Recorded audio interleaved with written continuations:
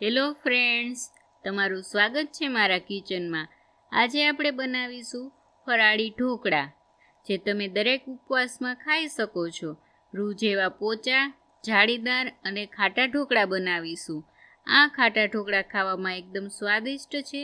જો તમે ક્યારેય ઉપવાસમાં આવા ઢોકળા ના બનાવ્યા હોય તો આ રેસીપી તમે જરૂરથી ટ્રાય કરજો. માત્ર 20 મિનિટમાં તમે બનાવી ખાઈ શકશો. તો ચાલો બનાવીએ. એના માટે આપણે એક મિક્સર જાર લઈ લેશું. તેમાં આપણે 1/4 કપ સાબુદાણા લેશું. તેને એકદમ ઝીણા પીસી લેવાના છે.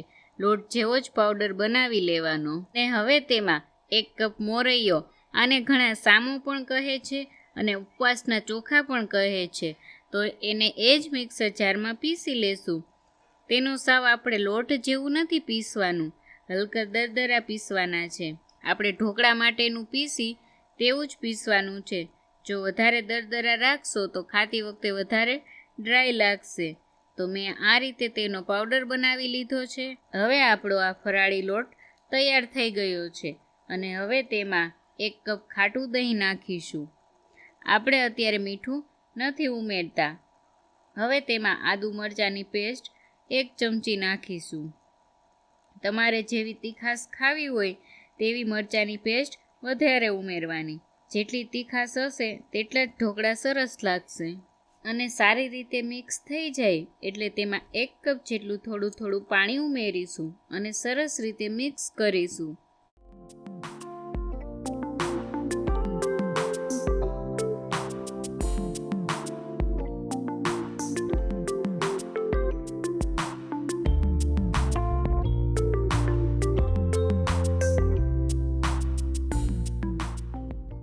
અહીંયા ઢોકળા ડ્રાય ના લાગે એ માટે 1 ચમચી તેલ ઉમેરીશું. જો તમારે વધારે ખાટું દહીં હોય તો તેને બેલેન્સ કરવા માટે 1 ચમચી ખાંડ ઉમેરવાની.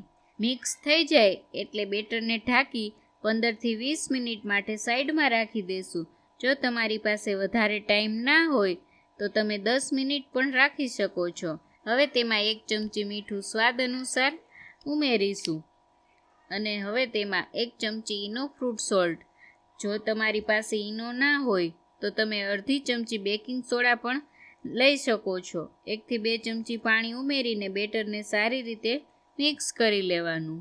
ઈનો મેં જ્યારે બેટરમાં નાખ્યો ત્યારે મેં અહીંયા ઢોકળિયામાં પાણી મૂકીને ગરમ કરવા મૂકી દીધું હતું અને ઢોકળિયાની થાળીમાં આપણે તેલ લગાડી દઈશું. તેમાં બધું જ બેટર નાખી દેવું જરૂરી છે. આપણે તેલ લગાડવું જરૂરી છે, નહીંતર ઢોકળા એ નીચે ચોંટી જશે.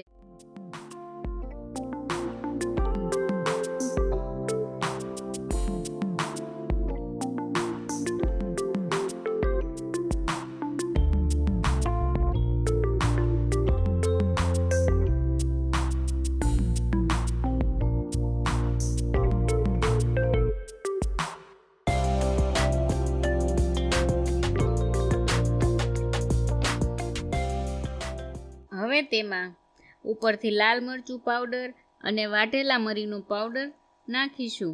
તેનાથી એકદમ સરસ લુક આવશે અને ટેસ્ટમાં પણ મરીનો પાવડર સરસ લાગશે. તો આ રીતે મેં નાખી દીધું છે.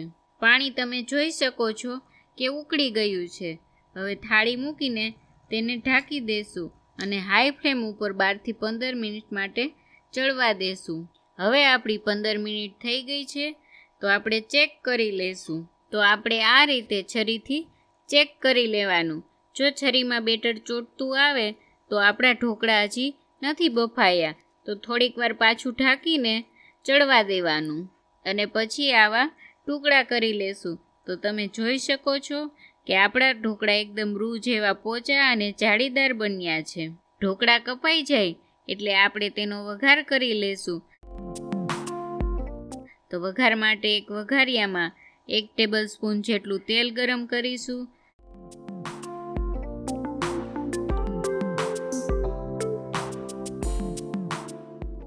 તેલ ગરમ થાય એટલે તેમાં 1 ટેબલસ્પૂન જીરું ઉમેરી દેશું. જો તમે ઉપવાસમાં તલ ખાતા હોય તો 1 ચમચી તલ પણ નાખવાના. અને જીરાનો કલર બદલાય એટલે તેમાં મીઠા લીમડાના પાન નાખીશું અને 2 થી 3 તીખા મરચાંના ટુકડા નાખીશું અને ગેસને બંધ કરી દઈશું. આ ગરમ ગરમ વઘારને ઢોકળા પર રેડી દઈશું. આ ઢોકળા આપણે ફરાળી ચટણી સાથે સર્વ કરીશું. તો આ રીતે વઘાર ફેલાવી ઉપરથી લીલા ધાણાથી ગાર્નિશિંગ કરીશું. આપણા ઢોકળા એકદમ પોચા અને જાળીદાર બન્યા છે. તમે જોઈ શકો છો. આને આપણે હવે સર્વિંગ પ્લેટમાં કાઢી લેશું અને કોથમીરની ફરાળી ચટણી સાથે સર્વ કરીશું. તમે ફરાળી ઢોકળા ક્યારે આ રીતે ના બનાવ્યા હોય તો આ રેસીપી જરૂરથી ટ્રાય કરજો. જો તમને મારી રેસીપી ગમતી હોય તો લાઈક કરજો, શેર કરજો અને સબસ્ક્રાઈબ કરવાનું ના ભૂલતા. Thanks for watching.